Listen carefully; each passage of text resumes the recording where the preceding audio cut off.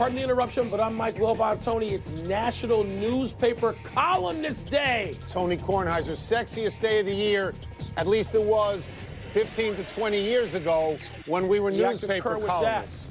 Hey, where's the party invite? Did you get anything? I mean, is there a celebration? Are we getting trophies? What's happening? No, Mike, we were officially put into the show monkey category. That's all we are now. We have no relationship to newspapers. Nothing. No, we don't. Makes me very sad. Welcome to PTI, boys and girls. In today's episode, James Harden shimmies, Michael Jordan weighs in on Tiger, and Gronk dents the Lombardi Trophy. But we begin today with Mike D'Antoni, the coach of the Houston Rockets, planting his feet in the rich soil of self-confidence. After the Rockets beat Utah by 20 points last night, D'Antoni said, quote, "We're as good as anybody, if not better than everybody," unquote. Wilbon, the Rockets were the #1 team in the NBA after the All-Star break at 20-5. So are you with D'Antoni that they're the best team? Not yet. You got to prove it. That's why they're playoffs. 7-game series, big boy, not single-game elimination. And so they got to prove it. Might they be? Yes. Is it a legit claim for Mike D'Antoni to make on behalf of his team? Sure. Yes. Sure. They were leading the Golden State Warriors 3-2 last year. You think the Warriors would have come back? I don't. I think Houston would have won last year, but they didn't.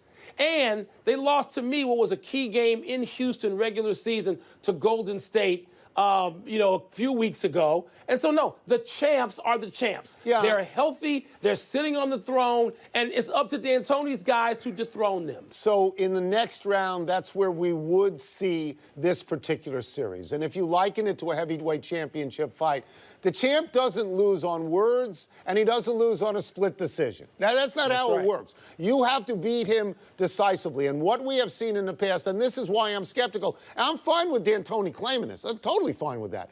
But why I'm skeptical is because we usually see James Harden down on all fours, and we usually see Chris Paul on the side in a suit because his hammy is out. This has been the history of this team, not necessarily even against Golden State, but maybe against Golden State. So I think we're both in the same position that you just can't say it. You got to go do it.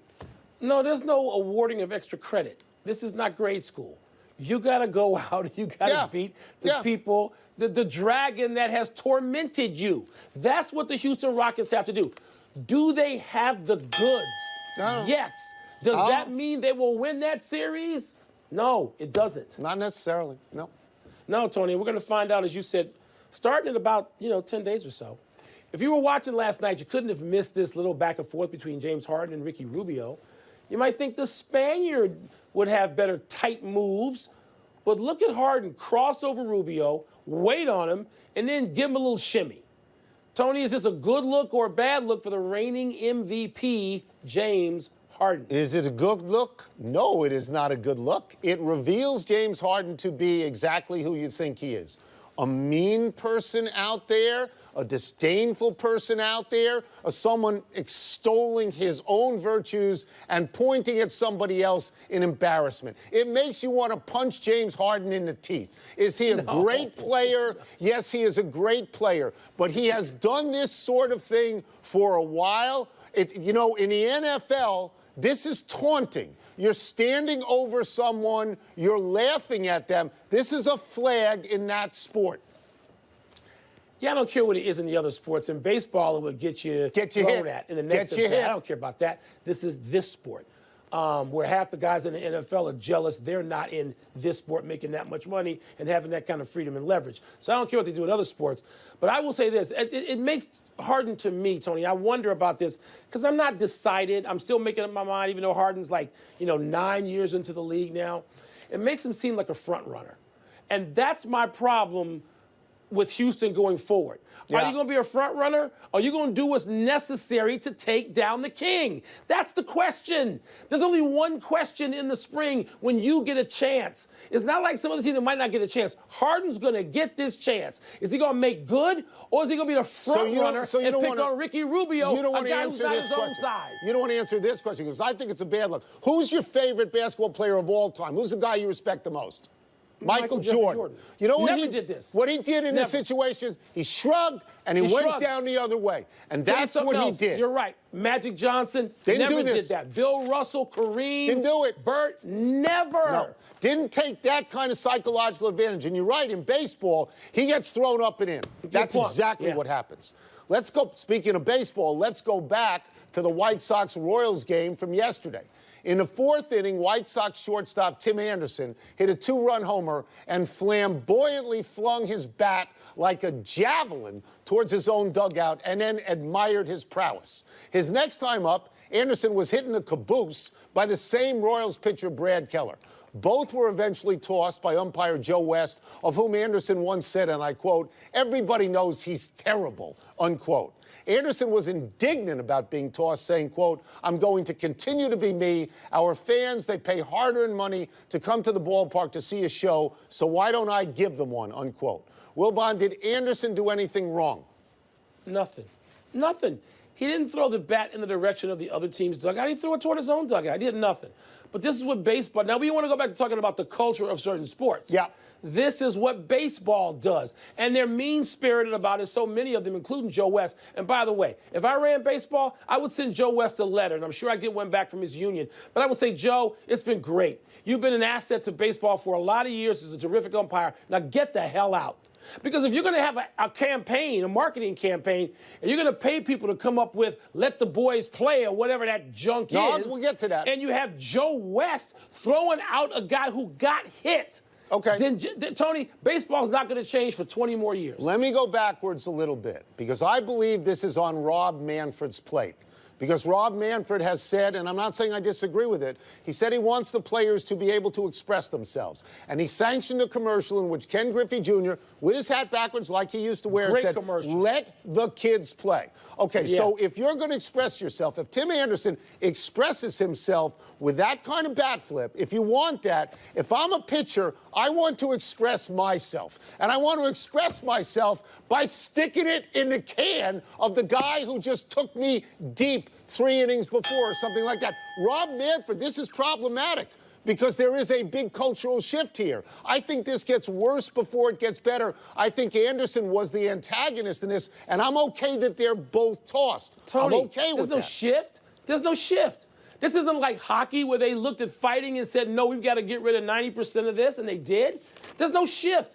Baseball is still in a place in this context where it was when Jackie Robinson was playing. It's a bad look for baseball if they continue this garbage. If you continue to encourage players to use, some people would call it bad behavior, some would call it being passionate, it's going to come back at you from the other side. That's what goes on. They could ban it if you throw the pitcher out.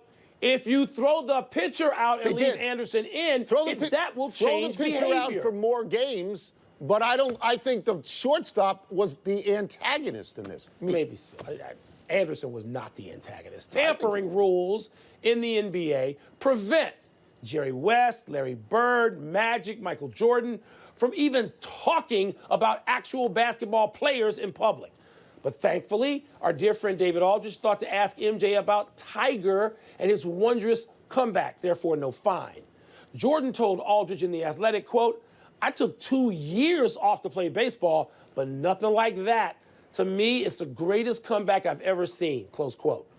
Tony, is this the greatest comeback you've ever seen, or do you have a different nominee? So I know that we talk about this, and I know that your three are Muhammad Ali and Michael Jordan and Tiger Woods, and I respect all of those. I tried to think of others. The first one that popped in my mind was Tony Conigliaro, who was hitting the head, left for dead. Got back to the majors, wasn't as great as he once was, but got back to the majors. He had a great season. Ben Hogan, and I want to get these injuries down. Ben Hogan was in a car wreck.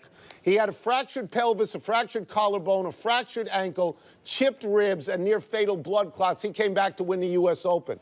And more recently, for me, Rick Ankiel could not find the plate as a pitcher, could not get anywhere near the plate, and came back as a starting outfielder.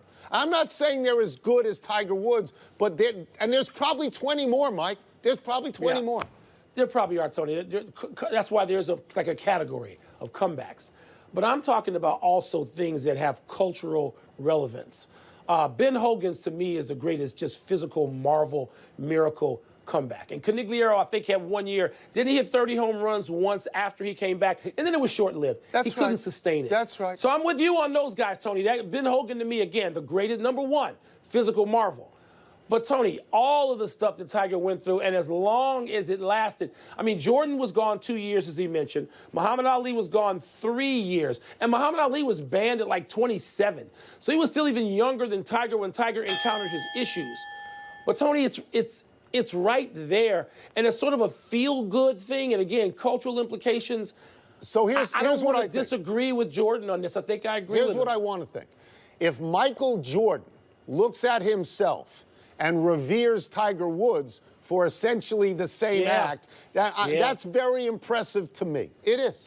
Do you remember at the Red Sox home opener last week when a bunch of Patriots came onto the field at Fenway holding Super Bowl trophies, all 6 of them? Rob Gronkowski carried one of them, and then he took BP with it. He squared around to bunt a pitch from Julian Edelman, stuck the trophy out, and put a big dent in it. Wilbon, did the gunk add to the trophy or detract from it? Neither. I mean, I think this becomes something that is local. That if you are a fan of the Patriots, and particularly Gronkowski and this group of Patriots, this is great to you. This is awesome. And then the rest of us, we go, all right, fine. I'm not a New England guy. It doesn't mean jack to me. You know, just like I was talking today with someone else who mentioned Jim McMahon mooning a helicopter, a news chopper in New Orleans during a suit. That was cool to me, but I'm sure other people looked at it and said boorish behavior. Yeah. I mean, I guess it's kind of cool if you care about the Patriots. I don't. What do you think? Well, here's what I think. I think you have to put it in the context of Rob Gronkowski, who was a caveman. And, you know, he's the kind of guy that when he gets into Canton, and he's going to get into Canton, he could take the bust and he could spike it. I mean, he could do something like that.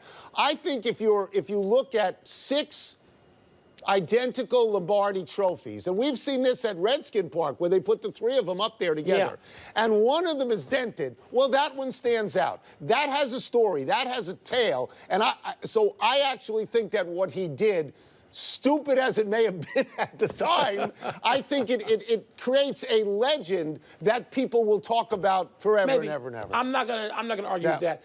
To me, there's always a kid when you're 12 years old. There's a kid like Gronk in your 7th grade class. Yeah. And he's a meathead, usually. That's exactly right. And that kid either goes on to be the biggest dope in the class and you just make fun of him forever, or he becomes great at something which Gronkowski otherworldly like Gronk. But the kid's a meathead at 12, and then there are different roads he can take. Let's take a break. Still to come, will Kevin Durant come out shooting tonight? And will the Sixers be laughing after tonight's game in Brooklyn? The Sixers laughing. By the way, where are you physically? I'm in New York. Great. Are you enjoying yourself? I usually do. Part of the interruption is brought to you by